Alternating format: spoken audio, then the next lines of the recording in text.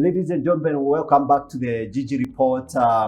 Before we went on a break, we were discussing a research project that my guest did in Marigat. Mm-hmm. And he was telling us about how, that research, tell us, let's go back to the story about the application, what you did and how you were able to resolve that problem. Yeah, so we found out that people who lived in those thick-walled houses were more prone to being, to getting leishmaniasis. So what we did is that we wrote to the donors. Could you help us with some money to improve people's housing?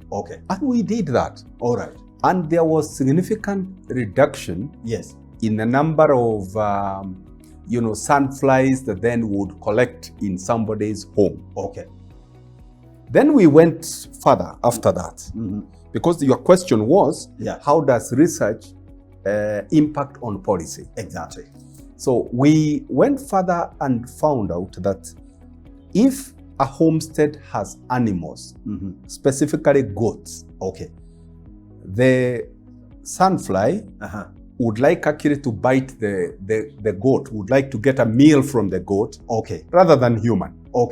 So it will only go to human if it doesn't have, if there is no goat around the compound. No animals around.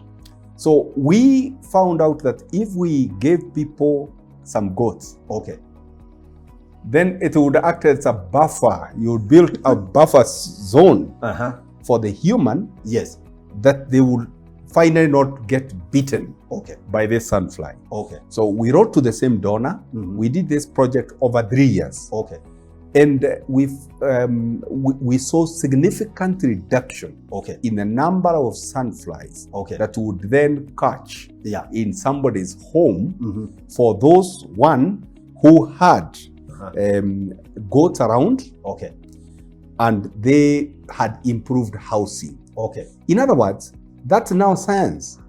Because it's proven. And so we recommended to the county government of Baringo.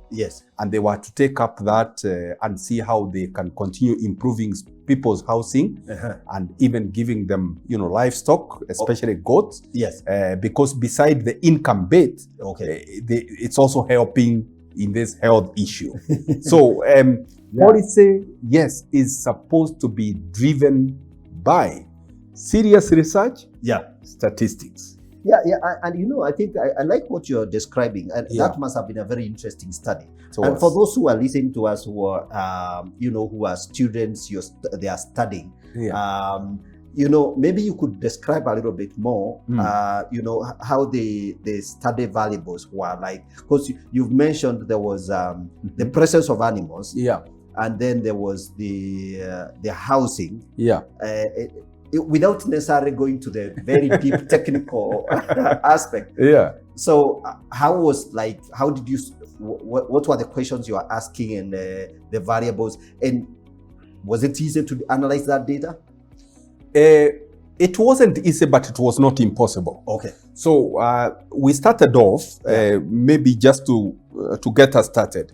We started off with the general understanding. So we did a survey of the general understanding of the people of what Kala-Azar is, or leishmaniasis, and how the mode of transmission and so forth. There are people who would say it's a curse.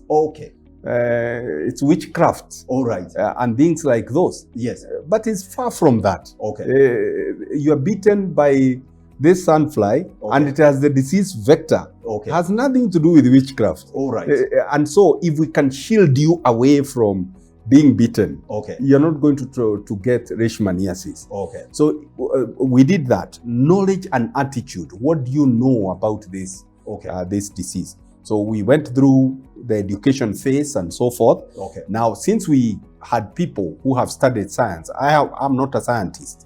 I may not be deep into it. I mean, the medical environmental scientist. Epidemiologist. You're not an epidemiologist, but of course you are a scientist, because you're an expert in economics. It's a social science. Yes. So you're not Yeah, you're a scientist in the social side of it, the social science. Yes. But So I had you're some... not an epidemiologist or something like that. So some people helped you with the, did the debate about the epidemiology issues, and they were able to lay that out. Yes. And then now, based on that, now you were able to develop your hypothesis. Yes. And lay out and then gather data, and then you had a couple of variables. Yes. And this is where now, when you are analyzing those variables, you are able to see there is a relationship between the presence of animals in our home. Yes. And a good house, yes, where there is a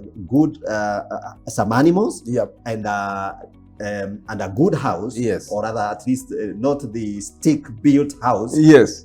Then the presence of the disease or the level of infections are reduced. Yeah. So, and based on that, you are able to say, yeah, this is the evidence. Yes, the statistics are here. They are clear. That if you did this kind of intervention, then you go to achieve this kind of result, or even better. Yeah, true. And so those who are listening to us and they are struggling with their statistics and their studies, they need to know that it gets very exciting. Yes. Especially when you are solving a real problem. When you're solving a real problem. Yeah. When you're doing it for the sake of academics, yes, sometimes it can be a little bit frustrating, discouraging, but it need not to. Yes. What I tell people is this. Yes.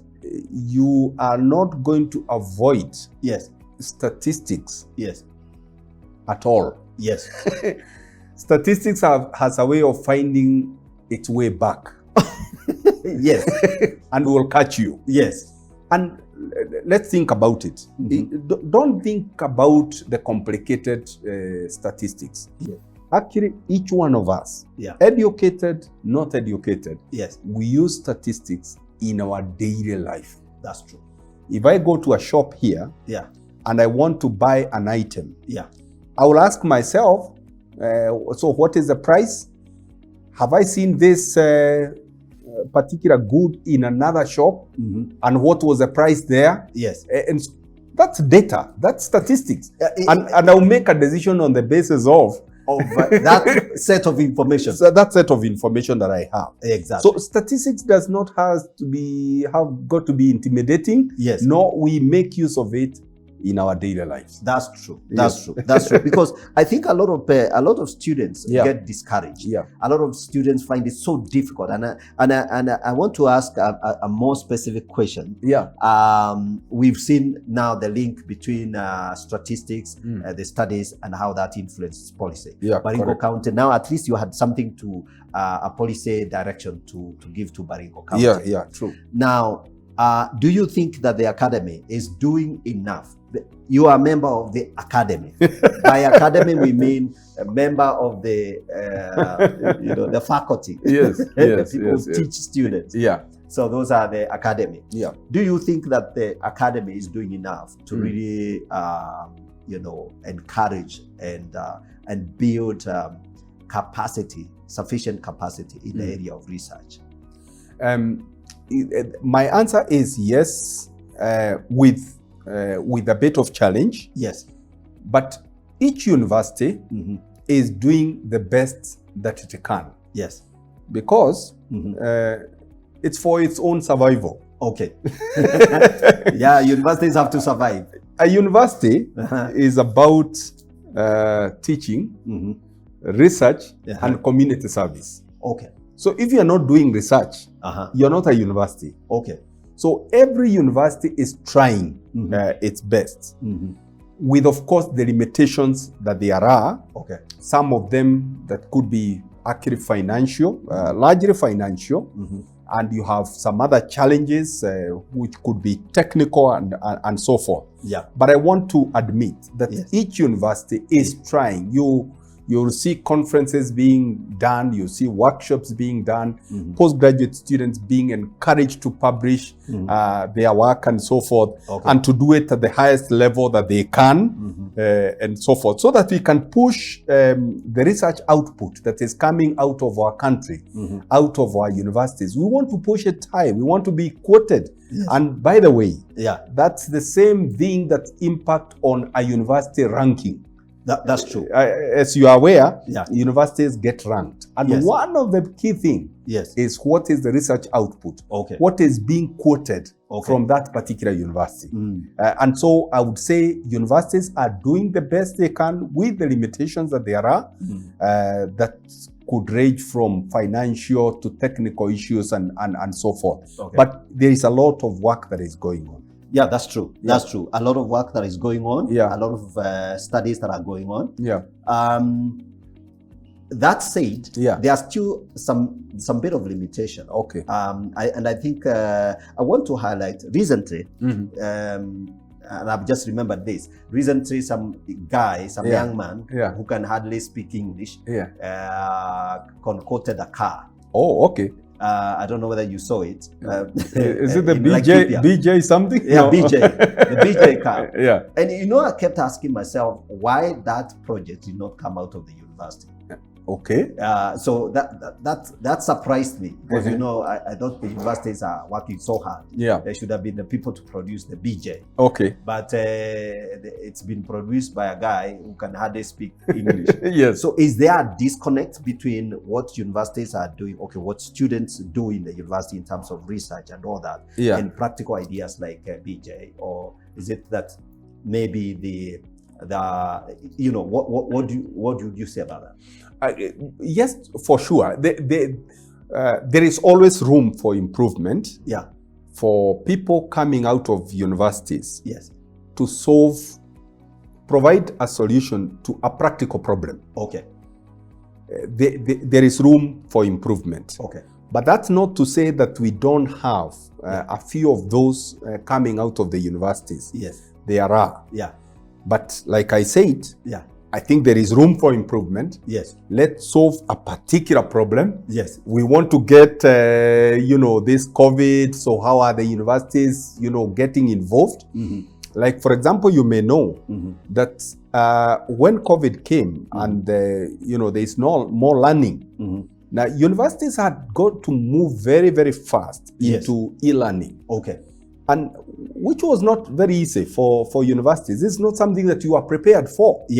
And all of a sudden, students need to continue learning. That's true. Now, you may be aware that a number of universities have, switched and have been able to carry on, research, carry on teaching and so forth, and holding conferences. By the way, COVID is presenting an opportunity also. Actually, in my classes now, I am able to have guest professors from all over the world. Because they don't have to travel. All I need to do is to give them a link, and I tell them, you are coming into my class to talk about 1, 2, 3. And it's getting exciting. So, what you are saying is that out of this whole crisis, learning is actually becoming better. Learning is becoming better, but I must put a caveat. There are some certain subjects, and especially those that require practical. Say you are teaching medicine. You have to go to the lab. I think you need to go to the lab. And to the other place where to do the pathology. What do you call it? Exactly. But there are certain other subjects really that it will be good if you can meet. But with the things that we are going through, that's not possible. And so you can make do with e-learning. And it's proving to be a very good alternative. And people don't have to travel from where they are, traveling all the way from Turkana. If you have internet connectivity, stay there. It's even cheaper for you. And you'll be able to go on with your classes. Of course, what you miss is the social interaction then with your fellow students, at least not physically. You only meet virtually and so forth. But it's an opportunity. That's true. That's true. That's brilliant. So there is a lot of opportunity. This COVID has presented opportunity for people to learn new things, to learn new skills, to experiment, to innovate. And I think the universities have been faced with a very, like forced innovation. They were forced to innovate. And many of them have actually been able to get that done. So whether the resistance to go to e-learning was coming from students or from faculty themselves, that has been broken. Yes. Because you don't have a choice. You don't have a choice. In fact, now it's something I want you to comment. For a long time, if you did an online qualification, if you came up and said, I have a master's degree, but I studied online from, say, University of Liverpool or whatever, people never took you seriously. Has that shifted now? It's shifting. Yes. It's shifting. But let's also qualify. I think there are people who will claim they did an online program, and when seriously you interrogate what they did, you find some gaps. Okay. So there are some, just like there are good programs that are in person. Yes. And there are some not too good ones. Yes. Also in person. Yes. Online is the same. Yes. There are some great universities that have really built the infrastructure for online learning. Yes. And somebody will actually do the actual learning. Yes. But I think there are others that need a bit of improvement. Exactly. I think the ones that were being questioned are those. Yes. Because you put a guy, then he claims he did ABCD, he can teach or he can work, do ABCD, you put him to task, you give him something to do, and they cannot be able to do. That's true. I think out of that, then people got frustrated and was, hey, this online thing, does it work? Does it work? It doesn't seem to work. But let's admit, for some universities, yes, they have done a good job. Okay. And I think that's the future. That's the way forward. All right. I think we need to plan with that in mind. That's true. That is where the world is going. That's true. Yeah. That's true. That's true. Yeah. So we still have a few more things we would like to talk about. Okay. Thank you. I want you to address the idea of, because we need to inspire young people. Correct. But before we inspire them, maybe we need to talk about is there money? Because money is a big motivator. Once you bring in, when you talk about money, can you make money as a researcher? You can make money as a researcher, because it's not just the research for the sake of it. Yes. It is also that you get consultancy assignments. Okay. As a result. Yes. If you're good at something, and you have been at it for long, you have proved yourself, then for sure, there is some return to it. Yes. Because you'll be invited to bid for a consultancy assignment for whatever. And you'll find you make some tidy sum of money. All right. So there is money in research. Okay. There are people who have made money. However, I think one should not go into research with the primary focus that it is money I'm looking for. Yes. I think provide a solution. Provide. Once you provide a solution, then people will come looking for you. And once, like for example, this vaccine, these vaccines that are being developed. Yes. I mean, hopefully these people want to solve a problem. Okay. Because once you solve a problem, then people will seek for your services. That's true. And you offer a quality service. Yes. So that's the way I would want to answer it, to answer that question, that in research, you're not going into it necessarily you are chasing after money. Yes. But once you develop your skills and you're good at it, money will follow you. Money will always come. Money is there. Because you see, I think, so first of all, being a researcher and a good quality researcher is a very difficult thing. Correct. Because first of all, the barriers you experience at the beginning. Yes. You have to look at this whole business of inferential statistics, chi-square, standard deviation. Yes. Those things scare people. Okay. Once you start talking about standard deviation and all that, and differences and all that. Yeah. So what you're saying is that if you become very good, if you you pay attention and you give yourself to research and become good at it, there is you can get you will get rewarded. Yeah. You'll get rewarded by from various sources. Yeah, correct. And of course, your studying must focus on real solutions. Okay, so as you know, viewers, there are some of you that are watching us and you probably are looking for inspiration. You want to study for postgraduate or you're struggling in some postgraduate program, and you're wondering how you're going to make it, I would like to ask Professor Wadima to encourage young people. Yeah. If somebody has an opportunity to pursue a career in postgraduate, whether it's a social science or pure science, what would you tell them? Okay. Yes. Let me put it this way. If you are pursuing a career, make sure it is something that you are passionate about. Yes. All right?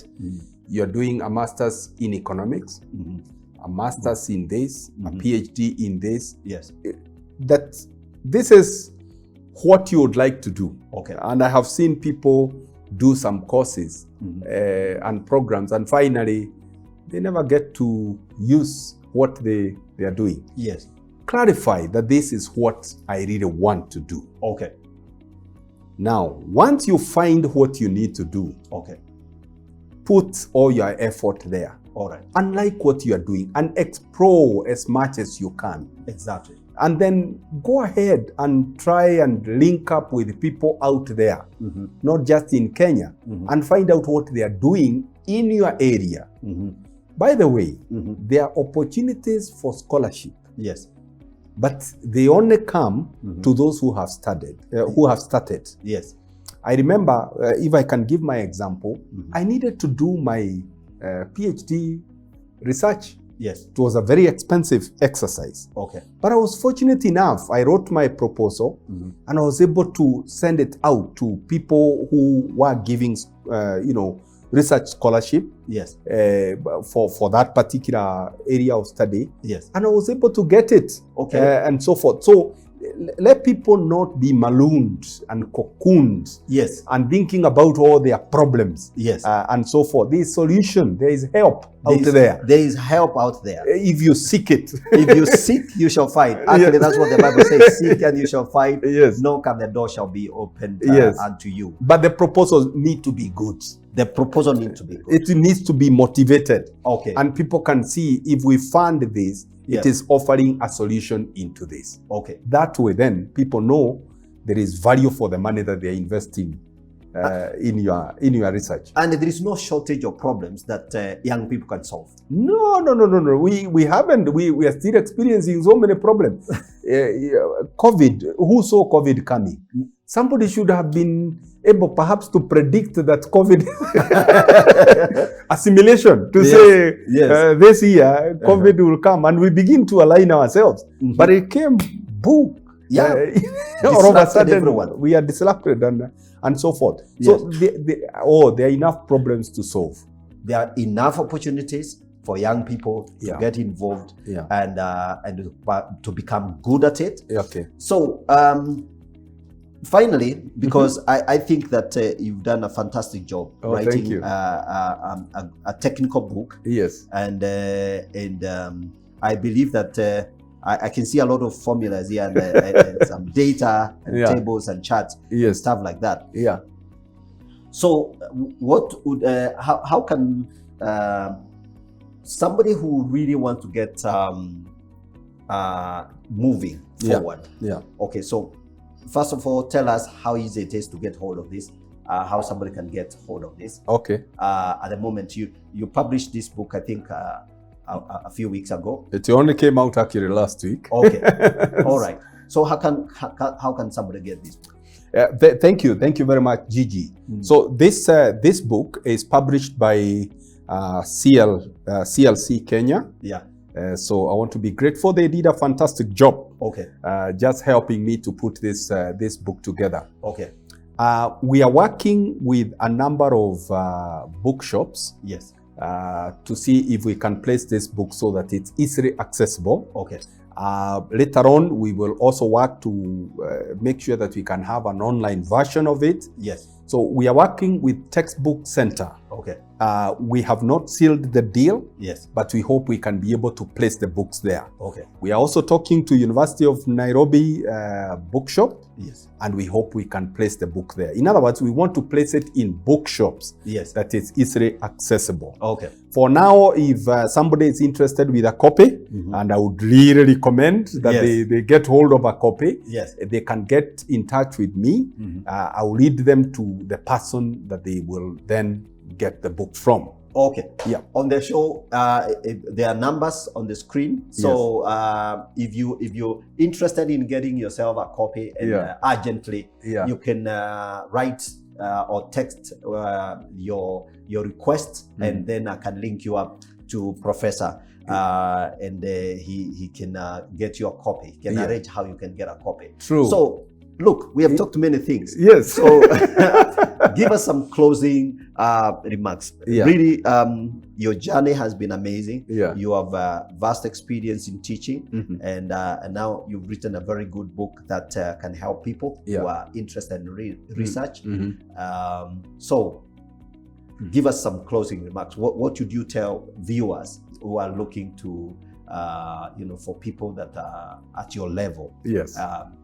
In terms of advice, and this is your camera, so you can look at that camera. Thank you very much. Yeah, I want to talk to people and encourage them, because sometimes we bash people. Yes.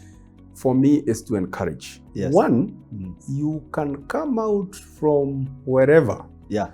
You know, I hear some people say, "Oh, me, I came from this kind of background." Yeah. You don't know the full story. Some of us came from come from where you call behind the beyond. Yes.